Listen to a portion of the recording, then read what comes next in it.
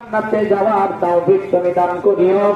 সমস্ত ব্যক্তি জোরে বলুন আমিন আমিন। লিল্লাহি তাকবীর, আল্লাহু আকবার, নারায়ে তাকবীর। 100 টাকা আর 2000 টাকা বাকি, জোরে কোন মারহাবা। আল্লাহ তোমার বান্দির সারা কাজের কাজ তুমি কবুল করো, মনের আশা পূরণ করো। বঞ্চিতের যতগুলো বন্ধা কবরে গেছে সকল কবরগুলো তুমি মাফ করো, বলে বলুন আমিন। লিল্লাহি তাকবীর। পরিমল খাতুন 100 টাকা। নারায়ণ